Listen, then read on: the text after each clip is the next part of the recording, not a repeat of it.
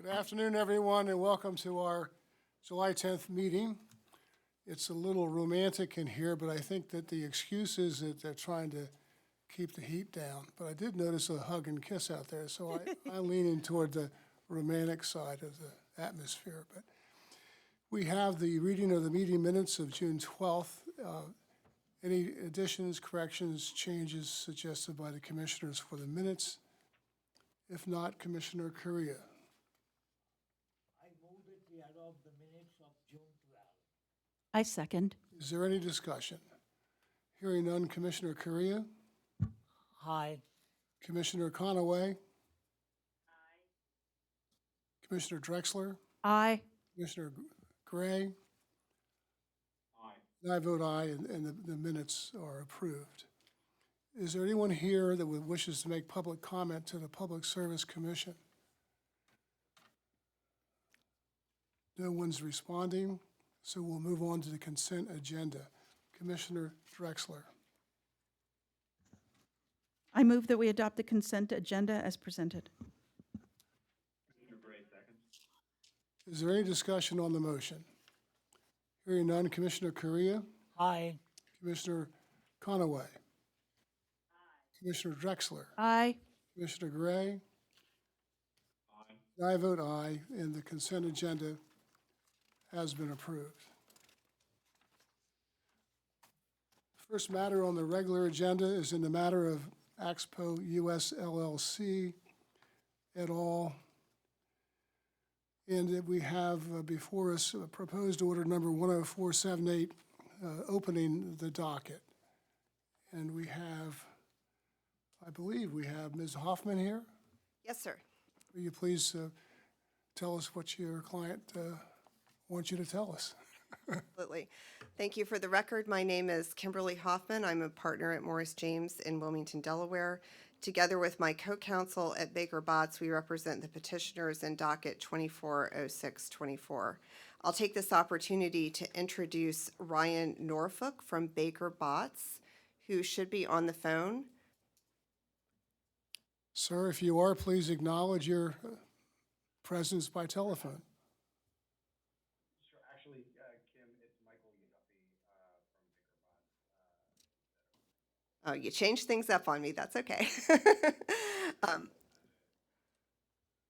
So I would just like to introduce my co-counsel in this matter, and I appreciate the help that staff gave us with our Pro Hac Vice motions, which I understand the commission is granting, and that staff is in support of that.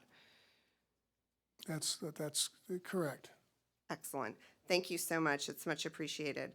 At this time, the petitioners have not opposed proposed order 10476 and are agreeable to going forward with this petition on July 31st after public comment has closed on July 22nd.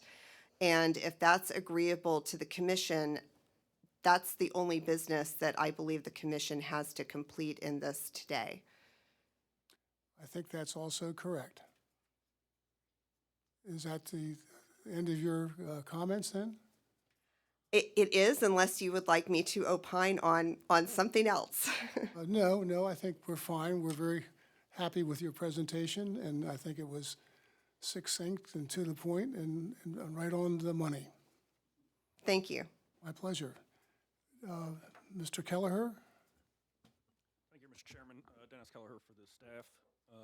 Staff submitted a memo indicating that they were not opposed to opening the docket. They have not obviously made any conclusions about the position they'll be taking on it, but we don't have any objection to the opening of the docket. Thank Yes, and Ms. Gannon points out that the public comments are open until the 23rd, not the 22nd. Okay, thank you, Mr. Kelleher. Ms. Price? The DPA has no objection. I believe that's all of the parties. Commissioners, do you have any questions of the parties? Commissioner Drexler? I move that we adopt order number 10478 as presented. I second the motion. Is there any discussion between the commissioners regarding the motion? Hearing none, Commissioner Correa? Aye. Commissioner Conaway? Commissioner Drexler. Aye. Commissioner Gray. And I vote aye as well. The motion carries. Ms. Hoffman, this is your first time appearing before us? Yes, thank you, Mr. Winslow. I usually confine my Public Service Commission issues to transactional matters, so I very much appreciate the helpfulness of staff in getting to this point today. That's noted. Our staff does a wonderful job, so I would appreciate your public acknowledgement of that. And thanks so much for your first appearance here, and may you have many more. Thank you, Mr. Chairman. Bye-bye. Number 2 is in the matter of the tariff filing by Chesapeake Utilities Corporation for a new rate schedule of BLFF called Town of Blades Franchisee Fee Rider. And it's docket number 24-0681, and we have Mr.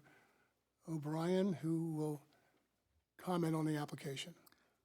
Thank you, Chair Winslow and Commissioners. Bill O'Brien on behalf of Chesapeake Utilities. This petition was filed by my colleague Lindsay Foy, who is out of town today, so I am covering for her. This is, as you said, docket number 94-0681, which is Chesapeake's filing to add a franchise fee rider to its tariff for the town of Blades. It is a 1 cent per CCF surcharge, and it reflects what was agreed to by Chesapeake and the town of Blades in its recently renewed franchise agreement. So this proposed order, as proposed orders typically do, directs the company to publish notice in 2 newspapers, but by July 19th.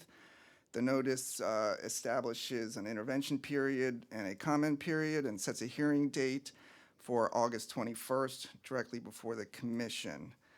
I do want to point out one mistake in the notice that we noticed this morning, which of course is on the company because we provided the form of notice.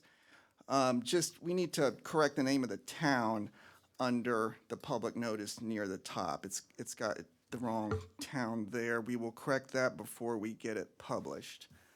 But with that, the company asks the commission to adopt this opening order in this docket, proposed order 10487. Thank you. Thank you, Mr. O'Brien. Mr. Kelleher? Thank you, Commissioner. The staff is not opposed to opening the docket as suggested, so Okay, thank you. Ms. Price? No objection with the clarification that council pointed out. Commissioners, do you have any questions of the parties? Commissioner Gray? Chair, I move we adopt order number 10487 as submitted. Is it 7-8, I believe, rather than 8-7? It's 8-7. Okay. Mine says 7-8, so it's 8-7. Oh, I'm sorry, I apologize. The second one, I got you. Okay. 8-7. Commissioner Correa. Aye. Commissioner Conaway. Mr. Chairman, point of order. Have we made a motion? Have I gone ahead too fast? Is that what you're trying to tell me? Yes, please. I need a second. Okay, Commissioner Conaway.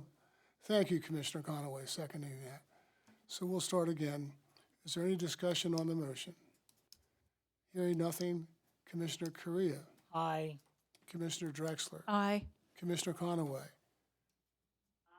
Commissioner Gray. And I vote aye. The motion carries. Thank you all very much. Thank you. We have a hearing schedule at this point in time, and it looks like there's nothing on the hearing schedule, so that should not be. So we should just go on to the director's comments. Thank you, Chairman Winslow. I did want to update the commission on the recently completed legislative session. There were a few bills that impacted the PSC.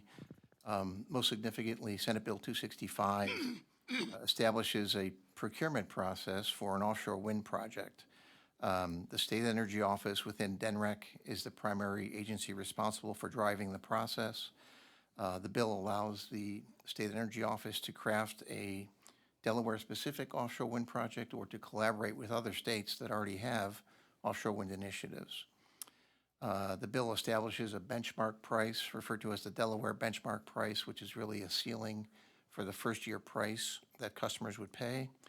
There are several requirements that have to be met for the project to go forward, including that it conforms with the benchmark price, that it conforms with Delaware's environmental and climate goals, and is in the public interest, which is where we become involved. If the State Energy Office determines that there is a project that may meet the criteria, they'll file a petition at the commission. And then our job is to, or your job is to determine if that solicitation would be in the public interest based on criteria laid out in the bill. Finally, the last part of the bill gives the PSC siting authority for renewable transmission projects in coordination with the State Energy Office and the Department of Transportation. You're probably aware many states are using DOT right-of-ways for transmission projects. So in this case, we would partner with DOT to get an offshore wind project from a beach landing area, for example, to an inland transmission substation. So that authority was not within any agency in the state previously, but that has been put on your shoulders as well. Happy to answer any questions about that one. You said that it, Mr. Gray? Yes. Just a very quick question. Is there a time threshold by when the solicitation has to be submitted by statute? No. The language in the bill was intentionally broad, I think, to give the State Energy Office as much flexibility to, in terms of how they procure a project and when that would happen. And one last question. Do you anticipate being able to assign staff from the PSC to track the activities that, as they emerge from the Energy Office?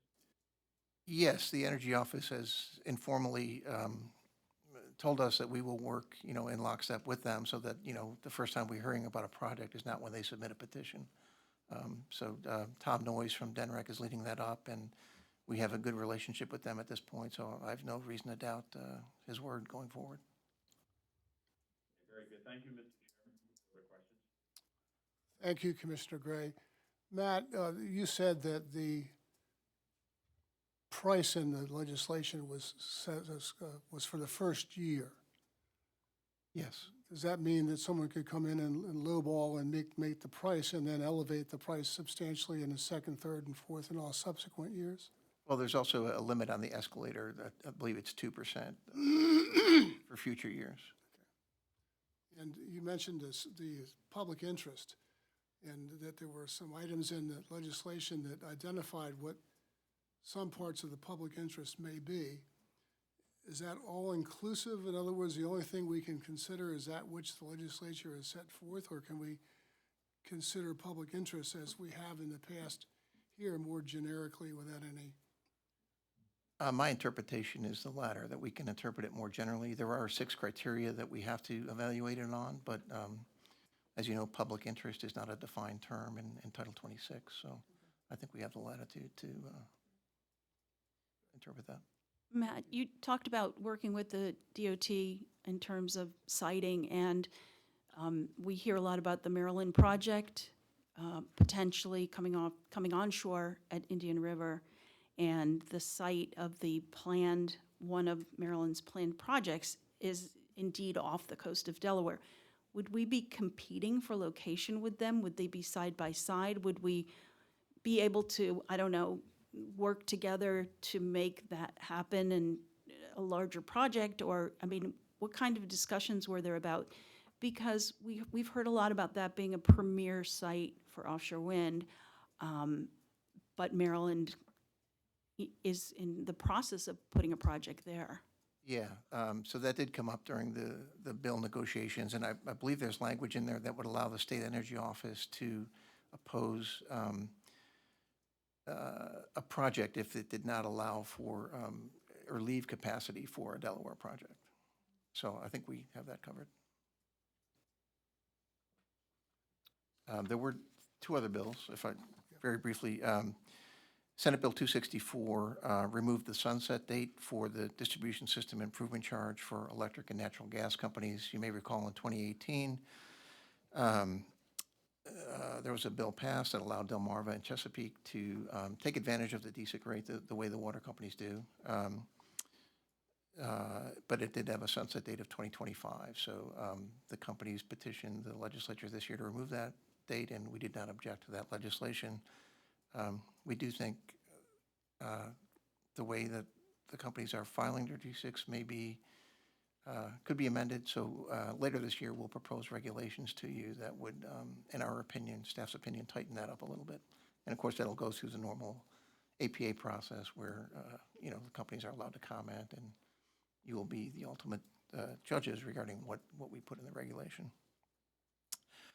And then last one I wanted to mention for Commissioner Gray's interest, Commissioner, you had previously referenced House Bill 9, I believe, in terms of electrifying the state car fleet, the fleet service that employees use, and that bill did pass. So there's a gradual step process to convert all passenger and light-duty vehicles that the state owns to electric vehicles or zero-emission vehicles by 2040, with exceptions for law enforcement, emergency vehicles, and school buses. Happy to answer any other questions. If not, our next meeting is July 31st. Terrific. Okay, thank you all very much. We are now